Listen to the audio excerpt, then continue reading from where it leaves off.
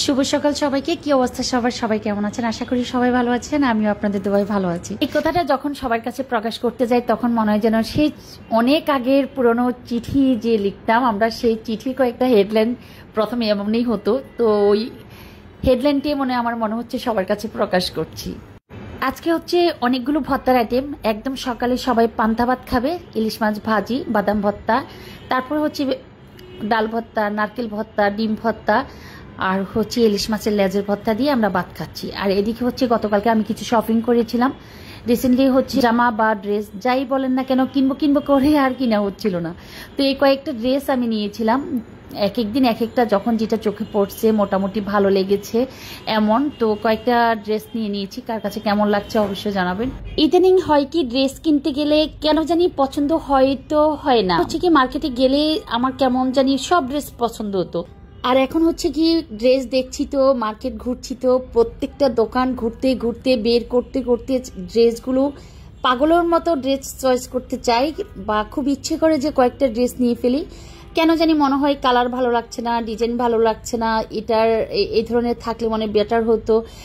Dress পছন্দই করতে পারছি না, এটা নিয়ে আমার খুবই মন খারাপ থাকে। কেন এমন হচ্ছে আমি জানি না। আমার মতো যদি এমন কারো হয়ে থাকে তাহলে তো মনে করবো যে না আমি ঠিক আছি, যে আমারও হচ্ছে না, অনেকেরও হচ্ছে না। আগে যেমন মার্কেটে গিয়েছি তো যে কোনো মার্কেটকে টার্গেট করে গিয়েছি, কোনো না কোনোভাবে যে কয়টা ড্রেস নিব ভেবেছি বা নিতে চাচ্ছি ওভাবে পছন্দ হয়ে যায়। ইদানিং হচ্ছে আমি অনেক ঘোরাঘুরির পর, অনেক মার্কেট ঘোরাঘুরির পর, অনেকটা দোকানের জামা কাপড় খুঁজতে খুঁজতে তারপর কয়েকটা ড্রেস মোটামুটি নিতে পারছি মনের স্বস্তি মতো। তাও মাঝে মাঝে ধরে ড্রেসটা নিয়ে ফেলেছি, মনে হয় ভালো লাগছে না, তারপর কেমন জানি একটু নিজের মনের মধ্যে আছে না একটু প্রফুল্লতা, যে খুশি খুশি ভাব যে ড্রেসটা নিয়েছি অনেক ভালো লাগছে, এমন লাগছে না। তারপরে নিচ্ছি, যদিও অনেকে আমার ড্রেস খুব পছন্দ করে বলে, আমার বাসায় যারা আছেন বা আমার আত্মীয় স্বজন যারা আছেন তারা বলেন হ্যাঁ আর তোমার ড্রেসগুলো অনেক ভালো লাগে, তুমি তো অনেক সুন্দর ড্রেস কিনছো বা কোথা থেকে নিয়েছো ড্রেস, ওই ড্রেসটা ভালো লেগেছে, এই ড্রেসটা তোমাকে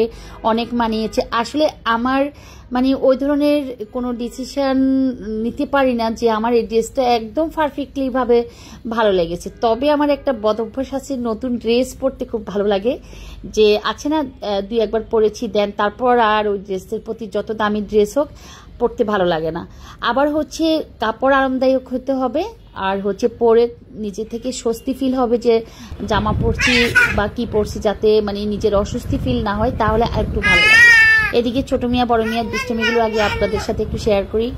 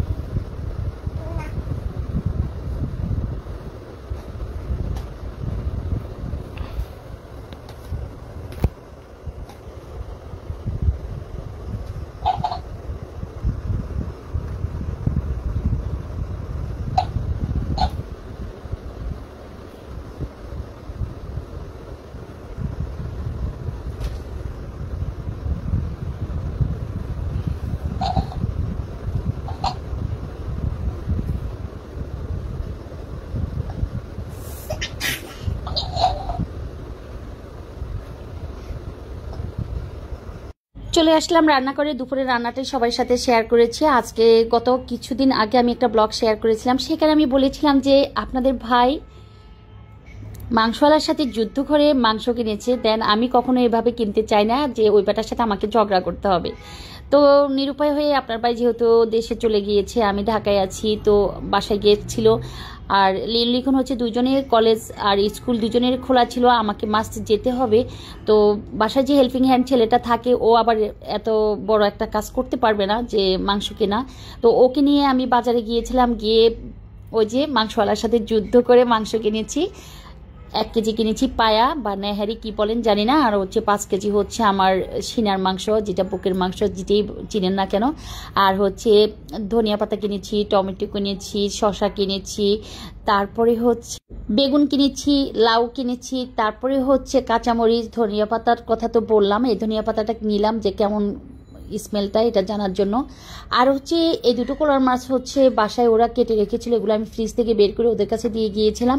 জাস্ট ময়ফুল দুটো কোরাল মাছকে কেটে আমার জন্য রেখে দিয়েছে, যেন আমি আসার পর 2 ভাগ করে 1 ভাগ রান্না করবো আর 1 ভাগ আমি ফ্রিজে রেখে দিতে পারি, সেই জন্য ও আমার জন্য ওয়েট করছিল।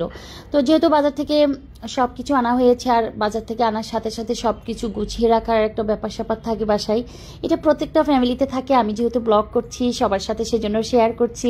আর এটাই হচ্ছে বাস্তবতা, ব্লগের মধ্যে সব কিছুই প্রকাশ করে ফেলতে হয়। যদিও খারাপ লাগে, হাসি আসে, এগুলো তারপরও কিছু করার নাই, শেয়ার তো শেয়ার। তো এখানে হচ্ছে বাসার জন্য রসুন ব্লেন্ডার করবে, সেজন্য রসুনগুলোকে ওরা ছিলে একটা পাতিলে রেখেছে।